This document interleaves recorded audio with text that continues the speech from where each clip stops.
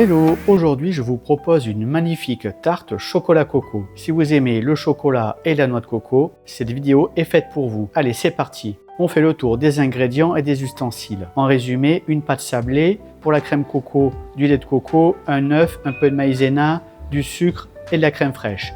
Pour la ganache, du chocolat au lait et encore de la crème. Et enfin, n'oubliez pas le sachet d'agar-agar pour la bonne tenue de la tarte. Les ustensiles, cul de poule, fouet électrique et moule à tarte de 22 cm de diamètre à fond amovible. Tous les détails se trouvent sous la vidéo.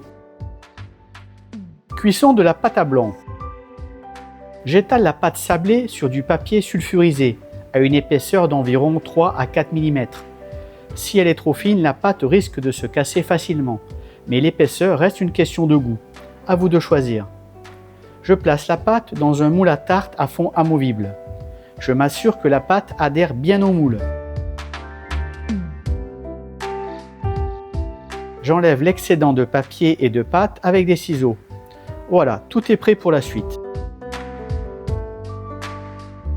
Je pique le fond et les bords de la tarte avec une fourchette pour éviter qu'elle ne gonfle. Pour protéger la pâte, je place un rond de papier sulfurisé dessus et j'ajoute des pois de cuisson, billes en céramique, haricots secs ou pois chiches, pour maintenir sa forme. Je préchauffe le four à 180 degrés en mode chaleur tournante, plus plaque de cuisson haute et basse. Je fais cuire la pâte à blanc pendant 15 à 20 minutes avec les pois. Préparation de la crème coco. Je casse mon œuf dans le cul de poule et j'ajoute les 40 g de sucre. Je mélange grossièrement le sucre et l'œuf pour éviter les éclaboussures. Puis je blanchis mon mélange.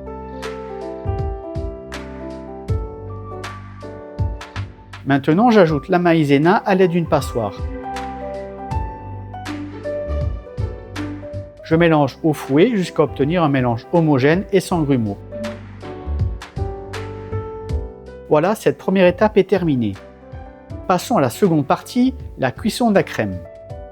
Je verse la moitié de mon sachet d'agar-agar dans une coupelle et je dilue ma poudre avec un peu d'eau tiède. Je réserve le reste de mon sachet et ma coupelle.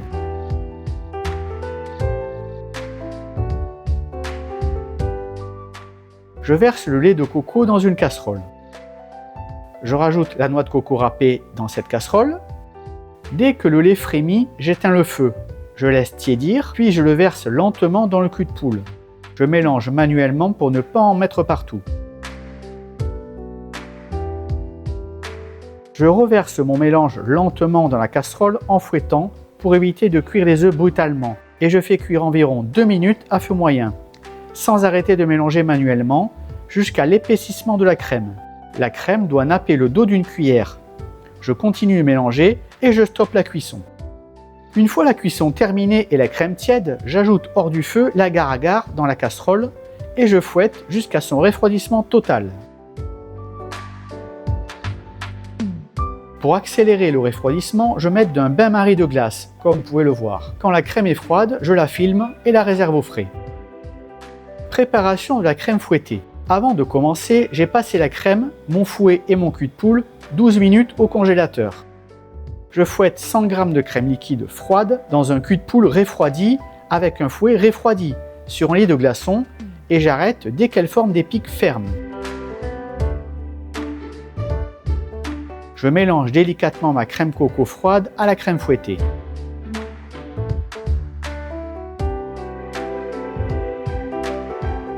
Je ne peux pas m'empêcher de goûter la crème. Elle est aérée et délicieuse. On continue. Préparation de la ganache. Je casse le chocolat en petits bouts. Je verse les 2 g d'agar-agar dans une tasse et je dissous dans une cuillère d'eau tiède. Je verse la crème dans la casserole.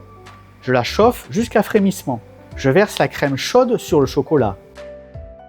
Je laisse reposer 30 secondes, puis je mélange jusqu'à obtenir une texture lisse et brillante.